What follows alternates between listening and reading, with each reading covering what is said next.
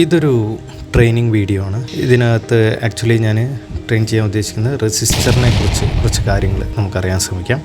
അപ്പോൾ റെസിസ്റ്റർ എന്ന് പറയുന്ന കമ്പോണൻറ്റ് നമുക്കെല്ലാവർക്കും പരിചയമുള്ളതാണ്. ഇലക്ട്രോണിക് സർക്യൂട്ട്സിൽ പൊതുവേ കാണപ്പെടുന്ന ഒരു കമ്പോണൻ്റാണ് റെസിസ്റ്റർ. റെസിസ്റ്ററിൻ്റെ ബേസിക് ഫംഗ്ഷൻ എന്ന് പറയുന്നത് കറണ്ടിനെ പ്രതിരോധിക്കുക എന്നുള്ളതാണ്. അപ്പോൾ കറണ്ടിനെ പ്രതിരോധിക്കാൻ വേണ്ടിയിട്ടാണ് ഇപ്പോൾ ഇവിടെ നമ്മൾ റെസിസ്റ്റർ ഉപയോഗിക്കുന്നത്. ഇപ്പോൾ ഇവിടെ ഞാനിപ്പോൾ ഒരു LED യൂസ് ചെയ്യുന്നുണ്ട്. ഇപ്പോൾ നമുക്കിത് വർക്കിംഗ് ആണ്. ഈ LED എന്ന് പറയുന്നത് നമുക്കറിയാം നോർമലി ഒരു 2.8 വോൾട്ട് അല്ലെങ്കിൽ 2.5 വോൾട്ട് ആ റേഞ്ചിലൊക്കെയാണ് പ്രോപ്പറായിട്ട് വർക്ക് ചെയ്യുക. മാക്സിമം അപ് ടു 3 വോൾട്ട് വരെ നമുക്ക് കൊടുക്കാം. മറിച്ച് ഞാനിപ്പോൾ ഒരു 12 വോൾട്ട് സർക്യൂട്ടിലാണ് എനിക്ക് LED കണക്ട് ചെയ്യേണ്ടത്. ഞാനിപ്പോൾ എന്ത് ചെയ്തത്, അപ്പോൾ മീറ്ററിൽ നോക്കുമ്പോൾ നമുക്ക് 12 വോൾട്ട് കാണാൻ സാധിക്കുന്നുണ്ട്. ഈ 12 വോൾട്ട് ഞാൻ LED നേരിട്ട് കണക്ട് ചെയ്ത് കഴിഞ്ഞാൽ എന്താ സംഭവിക്കുക എന്നുള്ളത് നമുക്ക് എല്ലാവർക്കും അറിയാം. ആ LED നമ്മൾ ഇപ്പോൾ ഇതിലൊന്ന് കൊടുത്തു നോക്കാം. ആ കൊടുത്തു നോക്കുമ്പോൾ അതേപോലെ നമ്മൾ ഈ പീ കാണുന്ന പോലെ LED എന്ത് ചെയ്യും, ബ്ലാസ്റ്റ് ചെയ്യും. ദാറ്റ് മീൻസ് LED കംപ്ലൈൻ്റ് ആയി. കാരണം LEDക്ക് ഒരിക്കലും 12 വോൾട്ട് ഡയറക്റ്റ്ലി താങ്ങാനുള്ള കഴിവില്ല.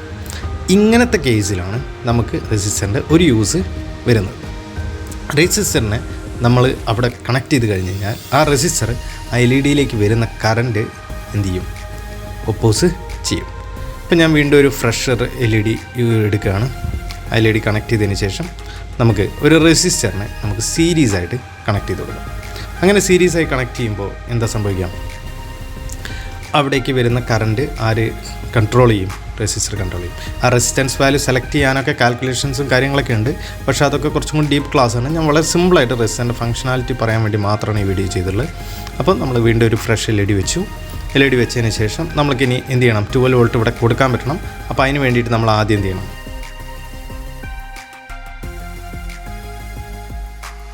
ഇപ്പോൾ നമ്മൾ ഇതിലേക്ക് എന്ത് ചെയ്യാൻ പോകണം, ഒരു റെസിസ്റ്ററിനെ നമുക്ക് സീരീസായി കണക്ട് ചെയ്ത് കഴിഞ്ഞ് കഴിഞ്ഞാൽ നമുക്ക് എന്ത് ചെയ്യാൻ പറ്റും, ഇത് കറണ്ടിനെ പ്രതിരോധിച്ച് LEDക്ക് ആവശ്യമായിട്ടുള്ള കറണ്ട് കൊടുക്കും. പക്ഷേ അത് എല്ലാ റെസിസ്റ്ററും നമുക്ക് കണക്ട് ചെയ്യാൻ പറ്റില്ല. ഞാൻ നേരത്തെ പറഞ്ഞു റെസിസ്റ്ററിൻ്റെ വാല്യൂ കാൽക്കുലേറ്റ് ചെയ്യാൻ വേറെ ഇക്വേഷൻസും കാര്യങ്ങളൊക്കെ ഉണ്ട്. പക്ഷേ ഞാൻ സിമ്പിളായിട്ട് പറയുകയാണ് എന്താണ് അവിടെ റെസിസ്റ്റർ ചെയ്യുന്നത് എന്നുള്ളത്. ഇനി ഞാൻ ഇതേപോലെ 12 വോൾട്ട് സപ്ലൈ ഇഞ്ചെക്ട് ചെയ്യുകയാണ് സെയിം LEDയിലേക്ക്. പക്ഷേ ഒരു കമ്പോണൻറ്റ് എക്സ്ട്രാ വന്നു, റെസിസ്റ്ററാണ്. അപ്പോൾ നമ്മൾ ഇപ്പം മീറ്ററിൽ കാണാം നമ്മൾ 12 വോൾട്ട് തന്നെയാണ് ഇഞ്ചെക്ട് ചെയ്തത്. പക്ഷേ LED വളരെ ബ്രൈറ്റായിട്ട് കത്തി നിൽക്കുന്നു. LED എന്ത് ആവണില്ല, ഡാമേജ് ആവുന്നില്ല. ഇതിനുള്ള കാരണം എന്താണ്, ആ ഈ റെസിസ്റ്റർ അതിലേക്കുള്ള കറണ്ട് മാക്സിമം റെഡ്യൂസ് ചെയ്ത് അതിന് എത്രയാണോ ആവശ്യമുള്ളത് ആവശ്യമുള്ള രീതിയിൽ എന്ത് ചെയ്തു എന്നുള്ള.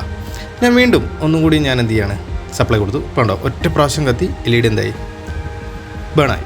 ഇനി LED എന്ത് ചെയ്യില്ല, വർക്ക് ചെയ്യില്ല. ആ LED എന്തായി, കംപ്ലൈൻറ്റ് ആയി. കാരണം ഇപ്പോൾ നമ്മൾ കൊടുത്തിരിക്കുന്നത് എന്താണ്, നേരിട്ടാണ് 12 വോൾട്ട് എവിടേക്ക് കൊടുത്തത്, LEDയിലേക്ക് കൊടുത്തത്.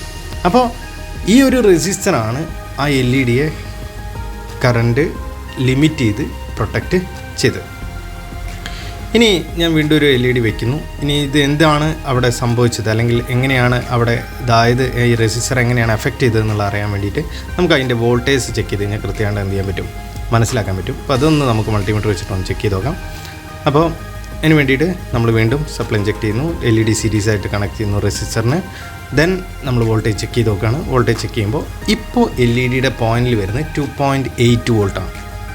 ആക്ച്വലി എങ്ങനെയാണ് ഇവിടെ 2.8 വോൾട്ട് ആയതെന്ന് വെച്ച് കഴിഞ്ഞാൽ ഈ റെസിസ്റ്ററും LEDയും ആക്ച്വലി ആ LEDയും അവിടെ ഒരു റെസിസ്റ്റർ പോലെ അല്ലെങ്കിൽ ഒരു ലോഡ് പോലെ ആക്ട് ചെയ്യുന്നുണ്ട്. ഇവിടെ ഒരു പുതിയൊരു സർക്യൂട്ട്, അതായത് വോൾട്ടേജ് ഡിവൈഡർ എന്ന് പറയുന്ന ഒരു സർക്യൂട്ടായിട്ട് ഇത് ആക്ടിവേറ്റ് ചെയ്തതാണ്. അപ്പോൾ അങ്ങനെ ആക്റ്റീവ് ആയപ്പോൾ ഒരു വോൾട്ടേജ് ഡിവൈഡർ എന്ന് പറയുന്ന സർക്യൂട്ട് ആയപ്പോൾ ഇവിടേക്ക് വരുന്ന വോൾട്ടേജിൽ മാറ്റം സംഭവിച്ചു.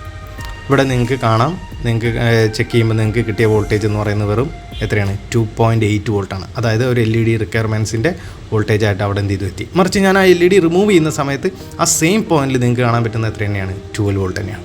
ദാറ്റ് മീൻസ് റെസിസ്റ്റർ ആക്ച്വലി കറണ്ടിനെയാണ് പ്രതിരോധിക്കുന്നത്, വോൾട്ടേജ് അതേപോലെ അവിടെ എത്തുന്നുണ്ട്. പക്ഷേ ലോഡ് എടുക്കുന്ന സമയത്ത് ലോഡിന് ആവശ്യമായിട്ടുള്ള കറണ്ട് തരാൻ പറ്റുന്നത് വോൾട്ടേജ് അവിടെ റെഡ്യൂസ് ആയി പോകുന്നതാണ്. ഇനി വോൾട്ടേജ് ഡിവൈഡർ നമ്മൾ റെസിസ്റ്റർ വെച്ചിട്ട് തന്നെ ഒന്ന് ചെയ്ത് നോക്കാം. എന്താണ് ഇത്, വളരെ കോമൺ ആയിട്ട് സർക്യൂട്ട്സിൽ കാണുന്ന ഒരു സർക്യൂട്ടാണ് വോൾട്ടേജ് ഡിവൈഡർ. ഇപ്പോൾ ഫോർ എക്സാമ്പിൾ പറയുകയാണെങ്കിൽ ലാപ്ടോപ്പ് ആൻഡ് മൊബൈൽ മദർ ബോർഡ്സിൽ മെയിനായിട്ട് കാണും. ഇപ്പോൾ അവിടെ ഞാൻ 2 1K റെസിസ്റ്റേഴ്സ് ഞാൻ അങ്ങനെ കണക്ട് ചെയ്തിട്ട് ഇപ്പോൾ ഞാൻ 12 വോൾട്ട് തന്നെ ഇഞ്ചെക്ട് ചെയ്തു. അപ്പോൾ ഞാൻ ആ സെൻറ്റർ പോയിന്റിൽ നമ്മൾ ചെക്ക് ചെയ്യുമ്പോൾ നമുക്ക് കാണുന്നത് ആ സെൻറ്റർ പോയിൻ്റാണ് നമ്മൾ LEDയുടെ നേരത്തെ പ്ലസ് പോയിൻ്റ് ഉണ്ടായിരുന്നത്. ഈ പോയിന്റിൽ കാണുന്നത് 5.9 വോൾട്ടാണ്. ഇവിടെ 5.9 ആണ്.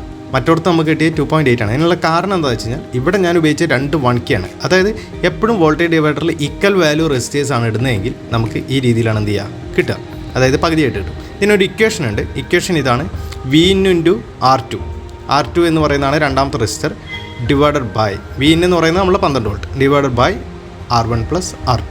അപ്പോൾ നമുക്ക് അതിൻ്റെ സെൻറ്ററിൽ എത്ര വോൾട്ടേജ് ആണ് വരിക എന്നുള്ളത് കിട്ടും. ഇപ്പോൾ ഒരൊറ്റ റെസിസ്റ്റർ ആണെങ്കിൽ നമുക്ക് 12 വോൾട്ട് തന്നെയാണ്.